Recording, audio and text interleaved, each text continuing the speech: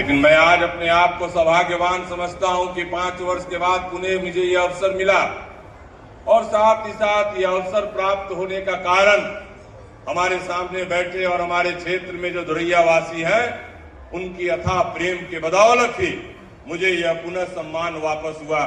मैं इसके लिए अपने धुरैया वासियों का भी तहे दिल से आभार व्यक्त करता हूं, सम्मान व्यक्त करता हूं। हमारे मनोज भाई कह रहे थे, स्वाभाविक है जब किसी बड़े कार्यक्रम का आयोजन होता है तो परिवार के सभी सदस्यों का समावेश, सभी जितने भी परिवार के सदस्यगण होते हैं सभी का निर्णय होता है, सभी की सलाह होती है और यह तो अपने आप में एक गौरवशाली प्रतीक है। यह मंदार महोत्सव, मंदार का मेला सब लोगों का स्वाभाविक है। मंथन के बाद ही, जिस तरह से मंथन के बाद आज का यह कार्यक्रम होने का रूप ले पाया है, उसी तरह से जब सब लोगों का विचार लिया जाएगा तो स्वाभाविक है कोई त्रुटियां नहीं दिखेगी। स्वाभाविक है यह अपने आप में एक ऐतिहासिक और गौरवान्वित यह कार्यक्रम सिद्ध हो पाएगा, यह मेरा मानना है। बिल्कुल ठीक ही कहा हमारे मनोज भाई ने। साथियों, स्वाभाविक है यह अब देखने को मिल रहा है हमारे मंच पर बैठे सारे लोग।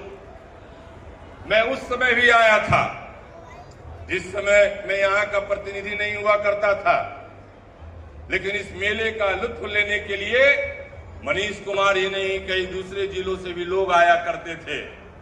मैंने शुरुआत में ही कहा कि ठीक है यह राजकीय पर्व है, महोत्सव है, और जब राजकीय महोत्सव है तो स्वाभाविक है सभी परंपराओं के तहत सरकारी ढंग से यह कार्यक्रम का आयोजन होगा।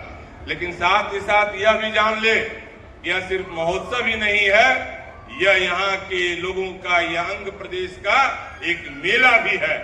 और शुरू से यह पौराणिक व्यवस्था आई है कि मेला का मतलब होता है बहुत तरह के कार्यों का समावेश का इंतजार लोग करते हैं। जहां तक मेरा मानना है कि मेला में लोग मिलने जुलने का भी काम करते हैं। मेला में लोग कई जोड़े को भी अपनाने का काम करते हैं। मेला का स्वरूप में कई रिश्ते बंधते हैं और साथ ही साथ महोदय, मेला तो जाना ही जाता है कि सबसे इजीएस्ट मोड ऑफ एंटरटेनमेंट। अभी आधुनिकता युग में सबसे चीपेस्ट मोड ऑफ एंटरटेनमेंट क्या है? सिनेमा है। 10 रुपया लगाओ और 3 घंटे तक आनंद लो, एंटरटेनमेंट करो। और मेला भी वही रूप है महोदय।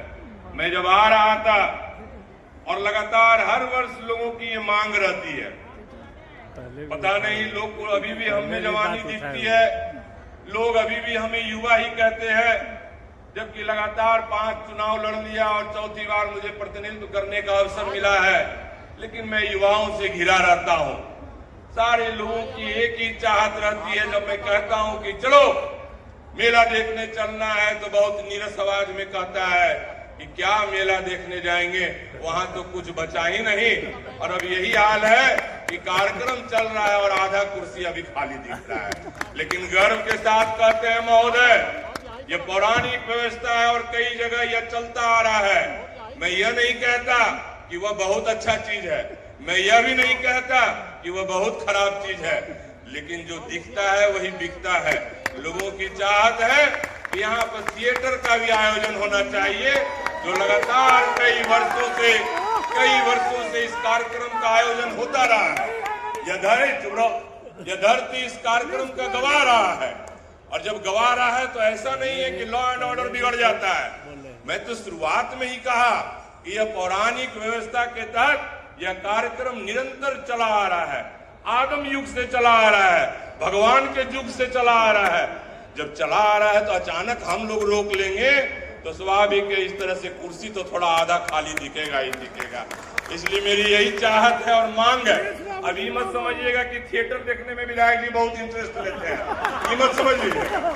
लेकिन इतना जरूर है कि लोगों की चाहत को ही प्रस्तुत करने के लिए हम प्रतिनिधि बने होते हैं, और लोगों की आवाज को मैंने इस मंच के माध्यम से आप तक पहुंचाने का काम किया। इसे भी शामिल करना चाहिए। मैं दावे के साथ कहता हूं, क्योंकि यहाँ के लोग, मंदार के लोग, बांका के लोग बहुत सौम्य होते हैं, बहुत मृदुभाषी होते हैं। लॉ एंड ऑर्डर बिगड़ने की कोई संभावना नहीं है, क्योंकि लॉ एंड ऑर्डर के प्रति यह लोग खुद सजग है।